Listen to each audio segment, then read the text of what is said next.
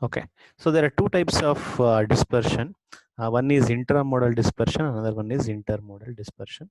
Intramodal dispersion is also called as chromatic dispersion. So this is caused from 2 to 3 parameters. So there are two ways in which the intramodal dispersion is caused. One is material dispersion, another one is waveguide dispersion. Material dispersion in the sense, so whenever you send a light beam, that light beam is consists of the group of wavelengths. So the light beam which is generated from an LED or a laser source, it is not for a single wavelength. So they have spectral components at different wavelength. Just a moment, I will annotate it. So whenever I would just write a light beam, so we just sorry, you write a light beam, right? So if you take at an yeah, this is your light beam. Assume that this x-axis will be wavelength.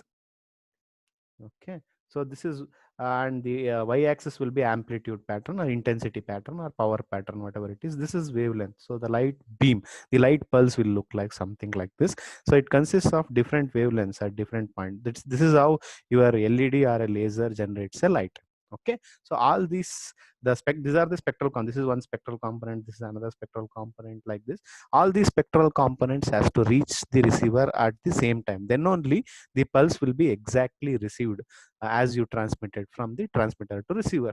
So if it doesn't if some of the spectral components move at a faster rate compared to some of the spectral components, there are chances of overlapping from one pulse to the another pulse, which leads to the pulse broadening. So all the spectral components within the light beam has to reach at a has to progress at a same speed from transmitter to the receiver, then only there will be no dispersion, or there is no be there will not be any pulse broadening. So material dispersion, the first type of intramodal dispersion is that. So material dispersion, some of the spectral components here, will encounter different refractive indices, if that is the case. So if you have manufactured a fiber, so some fiber imperfections are present. So when you send this particular light beam to that fiber which has imperfections, then some of the spectral components will encounter different refractive indices in case of your step index fiber also, due to the manufacturing defects. So when there are manufacturing defects, the refractive index will be different at different points. So when it is different at different points, the meaning is that this particular spectral component will encounter different refractive indices, this spectral component will encounter different refractive indices. The moment they encounter different refractive indices is linked to the speed. So this spectral component will move at different speed, this spectral component will move at different speed, this spectral component will move at different speed. When they are moving at different speed while traveling from transmitter to receiver, so this may reach at a faster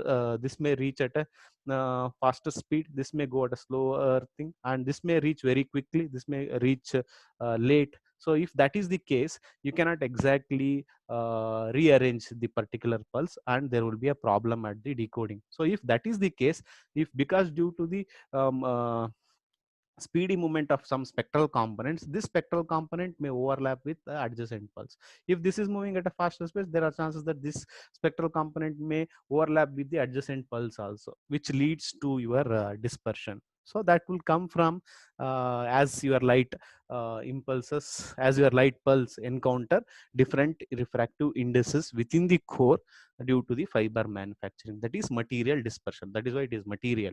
So the problem in manufacturing itself, material. So that is material dispersion. What is one kind of intramodal dispersion? Whatever I explained, it is written in the sentence. Wait, I will erase it.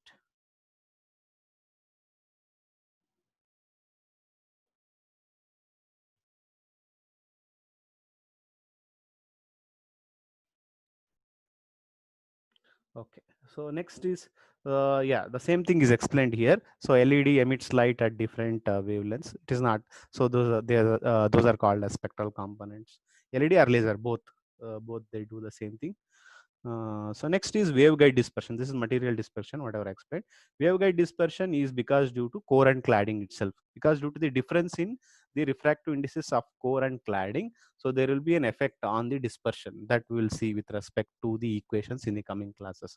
That dispersion is called as waveguide dispersion. Waveguide is in this case, in our optical communication, waveguide is fiber itself. So because due to delta, there will be some dispersion. The delta, that is called as waveguide dispersion. So apart from these two dispersions in intramodal, there is another case called as polarization mode dispersion. We'll see these things in depth with respect to derivation in coming classes. Polarization mode dispersion is, this is for a single mode. So you are sending a light beam. That light beam is having only one mode, that is only one type of electric field and magnetic field patterns. So within single mode, there will be two modes present in it, sub modes. So even though you say single mode, there are two sub modes present in it. Those sub modes are, one is the horizontal mode, another one is the vertical mode. So horizontal mode is, light beam consists of both electric field as well as the magnetic field. Okay, and electric field and magnetic field are orthogonal to each other, 90 degree.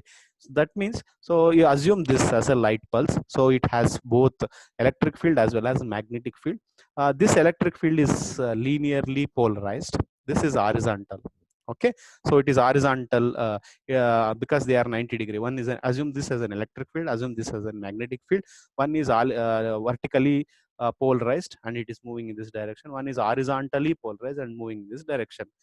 So if there is any differences in between the horizontal mode as well as the vertical mode, then there are chances that this may go at a faster speed compared to this speed. So if one is going at a faster speed compared to the other, so there is a difficulty in decoding at the receiver. So this may go at a very late. So or this may go at a this may be slower compared to this. So there also there is a problem. So why that happens, that we'll see in the coming classes. This is just a definitions related to the your dispersions. Okay, material dispersion, waveguide dispersion, polarization mode dispersion. So these are all, these three things will come under intramodal dispersion. That is one thing. Another thing is intermodal dispersion. Intermodal dispersion is here. So is here, just on the left side. If you see, I have written a wavelength. So this is your light beam with respect to amplitude. I have written a wavelength. So this is for a multi-mode. So in other cases, other three cases, so assume that they have single mode. But in intermodal dispersion, assume it's a multi-mode. Multi-mode means the sense. So even though light beam is single, it consists different modes. Different modes means different electric and magnetic field patterns. So one of the spectral component may be 1 1 mode, another spectral component may be 1 0 mode, another component may be 1 1 mode. So that means here the electric field and magnetic fields are different. Here the electric field and magnetic fields are different. Here the electric field and magnetic fields are different. But the combination of these modes has formed a light beam. Okay, in that case we will call it as a light multi-mode fiber. Okay, multi-mode light beam from a multi-mode. So if you are sending a light beam which is of multi-moded, then so this mode may go at a faster speed compared to this mode because they have different velocities. So if they encounter any inhomogeneities present in the fiber, one may go at a faster speed, another may go at a slower speed, another may again go at a very slower speed. So these will reach at the receiver at different times. When they reach at the receiver at different times, again there is a problem. So when this particular dispersion occurs, when there is a slowest mode and the highest fastest mode is there. So when there is a slowest mode, it goes very slowly, this goes very fast, then there is an overlap between this and this pattern spectral component. Again there is a chance of dispersion. That is called as intermodal. Intramodal and intermodal. Intramodal within the mode, intermodal is from one mode to the other. Okay, so in earlier cases we have assumed that in case of intramodal, we have assumed that the operation is single mode for material dispersion, waveguide dispersion and polarization mode. Within single mode, the effect we have to see in these three cases. But in case of intermodal, so it is between the modes. Okay, it's the same whatever I explained, it is here. It's a multi-mode fiber. There will be a slowest mode, fastest mode will be there. The difference between the velocities will give rise to the dispersion. That is the meaning of intermodal dispersion. Okay, so he has taken a case of a step index fiber and he has tried to explain. I will go through that derivation. Okay, consider that there is a yeah, you have a fiber and you have two rays. So now we are going for a delay between the two different modes. Assume that one is an axial ray. Axial ray is this is core, this is cladding. So axial ray is going at the center. Okay, so this is a theoretical ray, this is not the practical ray. Practically we cannot send at the exact at the center of your fiber fiber core, that is at the fiber axis or the core axis. Okay, this is a theoretical ray, so this will go at a faster speed. Okay, and then take another ray called as an extreme meridional ray. Extreme, it is called as meridional ray because it goes it transmits using total internal reflection. It is a meridional ray. Extreme, it is called as extreme because so you have used a complete acceptance angle. You have find the acceptance angle. If acceptance angle is 20 degree, after 20 degree you have the light beam is inserted into your fiber, so that becomes an extreme. So you can't have a light beam above this. So if you keep at 23 degree, light will transmit to cladding, so then which is not used for calculation. So that is extreme. So this is extreme meridional ray. One is going for total internal reflection, another one is axial ray. So here we are expecting to find the delay between this particular mode, this particular ray and this ray. So because we by seeing this, we can say that this axial ray will go at a faster speed because it is not taking any curved paths. It is going in a straight line, so it has a shortest path and it will go very straightly. But this is taking a curved path, so it is going and hitting, and then it is coming back, then it goes, then it comes back. It takes a longer path to reach from transmitter to receiver compared to the axial ray. So why we have taken these two things means this is the maximum amount of modal delay you can have. Okay, so for any comparison between one ray with another ray, this is the maximum comparison you can have. Okay, so and both assume here both are going in core, so both will encounter same refractive index. This will also encounter n1 refractive index, this will also encounter n1 refractive index. That is one thing. And assume also both are going at the same velocity. So when both are going at the same velocity, so there is only one dependence on this ray, that is the path length. So this takes a longer path length compared to this, if both are going at the same velocity and both are encountering same refractive indices. That is what the observation. For that we go for derivation. Okay, whatever I explained, it is here in this explanation. Okay, then take the time taken by the axial ray, the time taken by this particular ray, axial ray, time taken by the axial ray to reach from transmitter to receiver. We'll find first one. Yeah, we know that time is equal to distance by velocity. Distance, we'll take it as L, maybe 10 kilometer, 20 kilometer, whatever it is. Velocity is C by N1, where C is the velocity of light in the vacuum, N1 is the refractive index of the core. So rearrange it, you get Ln1C, T minimum. So that is the axial rays time taken by axial ray to reach from transmitter to receiver. That is Ln1 by C. And similarly, take another ray, extreme meridional ray. So this is extreme meridional ray, whatever I have shown. And the same, the time taken by extreme meridional ray is given by distance by velocity. Velocity is C by N1, but distance is written it as L by cos theta, because it is cos theta is given because, so if theta is, so it depends on theta. So if theta is less, it takes this path. Okay, if theta is more, then it takes this path. Okay, so the path length depends on this particular theta. So it is written as cos theta, because if theta is zero, if theta is zero, then you don't have any meridional ray, you just have an axial ray. It similarly look like an axial ray. If theta is zero, it don't take this path, it takes a straight path. That is why when theta is equal to 0, cos 0 is equal to 1. When cos 0 is equal to 1, it is nothing but L divided by C1. It is same as axial ray if theta is equal to 0.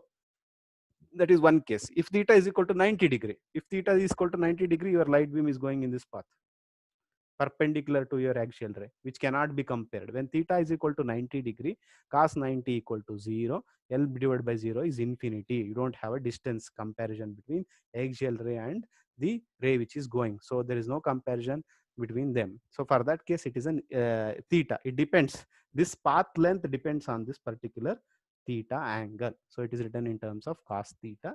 So rearrange it. Ln1 by C cos theta is the Tmax. Okay, now I should, so for comparison between Tmin and Tmax, I want to keep this cos theta in terms of refractive indices. So for that is the next thing. Okay, so we know that from Snell's law, the angle of refraction at this point is nothing but n2 by n1. According to Snell's law, we have derived that critical angle is equal to n2 by n1, sin n square by theta. So this is the one. So yes, termed it is equal to cos theta, because so you already know that this theta angle from alternate angles which you have studied in your 8th and 9th classes, that alternative angles theta, this angle and this angle is same. Okay, these are called as alternate angles. Okay, theta plus psi c is equal to 90 degree. This total is 90 degree. This much and this much is 90 degree. So theta plus theta psi of c is equal to 90 degree. So psi of c is equal to 90 degree minus theta. This you should know. Okay, we know that sine of psi of c is a critical angle. When it is a critical angle, then only total internal reflection will occur. Then theta psi of c is equal to n2 by n1. So just replace 90 degree minus theta here, 90 degree minus theta. So one, it is sine 90 minus theta. Sine 90 minus theta is equal to n2 divided by 1. Sine 90 minus theta is a cos theta, which is nothing but cos theta is equal to sine psi of c, which is n2 divided by n1. So cos theta, you can write it in terms of n2 by n1. In terms of refractive indices, we can write the cos theta as n2 by n1 and replace here. Okay, so just replace that. ln1 c is equal to n2 divided by n1, and rearrange, you get ln1 square divided by c into n2. Okay, now compare Tmax and Tmin. Tmax is for time taken by the extreme meridional ray to transmit from transmitter to receiver. Tmin is the time taken by your axial ray to reach from transmitter to receiver. So the difference between the time taken by both these rays is nothing but Tmax by Tmin. That is what we call it as the delay difference, delta Ts. Mathematical representation is delta Ts. Delta Ts is equal to Tmax by Tmin. Just replace the values whatever you have got and rearrange them. Take this particular thing as a common and rearrange it. You get 1 minus n2 divided by n1, and then substitute it. You get n1 minus n2 divided by n1. So this, you know, n1 minus n2 divided by n1 is nothing but a delta, relative refractive index difference. Okay, that you replace this with a delta. So you replace with the delta. This is your equation. That is delta Ts is, you have got this one. That means that so whatever the light ray, extreme two light rays I have taken, one is axial ray, another one is extreme meridional ray. This is the maximum delay you can have between the rays. So it depends on the length of the fiber. So if the length of the fiber is more, then the delay differences are more, because due to the path. And it also depends directly proportional to n1. If n1 is increased, delay is also increased. If delta is increased, delay is also increased. If n2 is decreased, delay can be decreased. That is the meaning. This is one way of finding the delta Ts. Okay, there is another way. If you can simplify this in another way, in keeping n2 as common, then you can do that. There is another expression, then you get another expression. So this is one way. Another thing is in your textbook which is given is when delta is equal to very less than 1. So n1 normally we take delta as n1 minus n2 divided by n1. So in the textbook is explained that delta, when delta is very less than 1, that means n1 and n2 are both are equal. Then it can also be written as n1 minus n2 divided by n2. So normally we don't take this, but for reference purpose we will take this. Now normally we take n1 minus n2 divided by n1. So if delta is very less than 1, then we can also take n1 minus n2 divided by n2 instead of n1 also. For the just for getting this in other terms, he has taken that delta. Okay. So solve the earlier equation. Instead of solving it for n1, now we solve it for n2. So we have got L n1 by c. Just substitution itself. N1 minus 2 divided by n2. This is replaced as delta. Okay. This is replaced as delta. So then it is L n1 delta by c. This is one of the expression. L n1 by delta c can be used, or your L n1 square delta c by n2. This can also be used. Both can be used. This is exact. This is that gives you, the second expression gives you the somewhat approximate value. Okay, so if you, this is your delta ts between the two nodes. Otherwise, if you use the RMS value of the pulse, then you can also find it by ln1 delta 2 root 3 c. This is a derivation is not there, so just remember it if it is asked to solve your problem. Okay, so up to here, this is your delta ts. This is an RMS value of your delta ts. Okay, and then and problem is given related to the expressions which we have studied. Take that particular case, a 6 kilometer, that is L is equal to 6 kilometer optical link consists of multi-mode. It's a step index fiber. Core refractive index is 1 and 1.5. So N1 is equal to 1.5, L is equal to 6 kilometer. Relative refractive index difference, delta is given, delta is equal to 1%. Estimate, first case, you have to estimate the delay differences between the slowest and the fastest modes at the fiber output. So that is delta ts you have to find. Okay, so based on the given, you should use the expressions. Okay, next is RMS pulse broadening. So now we have studied the RMS pulse broadening. I've just asked you to remember it. So this is your RMS pulse broadening that you can find for no ISI case. Next is third case is maximum bit rate you have to find when there is no ISI. So yesterday we have seen how to find the maximum bit rate. Beta t is equal to 1 by 2 tau. Okay, that the expression, yesterday's expression. Maximum bit rate you have to find. And the last one is the bandwidth length product. Bandwidth multiplied by the length of the fiber. So that is your bandwidth length product. Four things you have to find. Okay, first write the given. Given is L is equal to 6 kilometer, N1 is equal to 1.5, delta is equal to 1% is given. So these are the three things given. Just we have derived delta TS is approximately equal to L N1 delta by C. This is the expression we have derived, and just substitute it. L you know, N1 you know, delta you know, C is the speed of light in the vacuum, 3 into 10 raised to 8. So just replace it and solve it, you get delta TS is equal to 300 nanoseconds. This meaning is that the difference between the slowest mode and the fastest mode is 300. Maximum you can have a 300 nanosecond difference between the slowest mode and the fastest mode for this particular configuration. Okay, so that is your delta TS. So next is RMS value. RMS value, if you have used an RMS value, just substitute it. Same, L you know, N1 you know, delta you know, C you know, 2 root 3 is extra. If substitute, you will get the RMS pulse broadening difference, 86.7 nanoseconds. Okay, that is second case. Third thing is you to find the bit rate when there is no overlap. Yesterday we have found that Bt is equal to 1 by 2 tau. 2 tau is the delay difference, that is your pulse broadening. So instead of tau, we have written it as a delta Ts. Okay, we have found the delta Ts in the first case. Okay, delta Ts in the first case we have found, that is your 300 nanoseconds. Just replace it, 1 divided by 2 into 300 nanoseconds, 300 nanoseconds. So you get 1 divided by 600 nanoseconds. Just solve that, you get 1.7 megabits per second. That is, this particular configuration gives a bit rate of 1.7 megabits per second. Okay, next, if you know the, if you want to know, alternatively, if you want to know the RMS pulse broadening or RMS, if you want to use RMS value and want to find if there is any overlap, you want to find the data rate, then it is 2.3 megabits. That is done from yesterday equation. Okay, 0.2. This value you have to use. This is just substitution.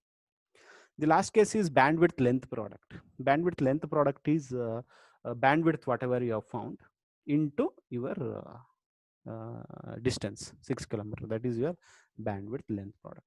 Okay, this particular problem which is solved is just a substitution value. Just you remember your delta Ts. Delta Ts is the delay difference, because due to the delay difference, there is a pulse broadening. Once there is a pulse broadening, there is an overlap between the adjacent pulses.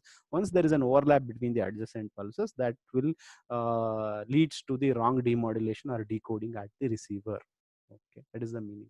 So we have studied intermodal dispersion, we have studied in depth now. So we'll see intramodal dispersion, that is your material dispersion, waveguide dispersion, and your pulse polarization mode dispersion in the coming classes.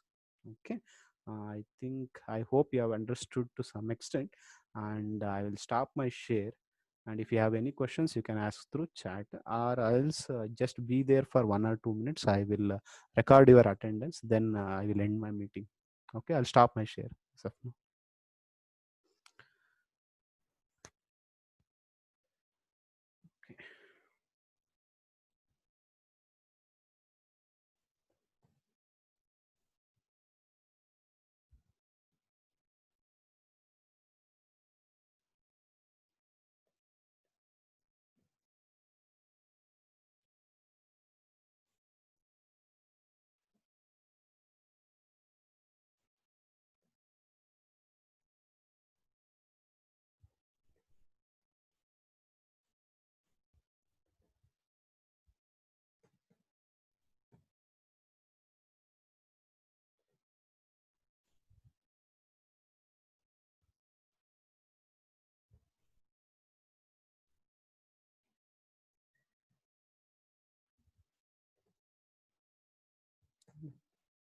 Yeah.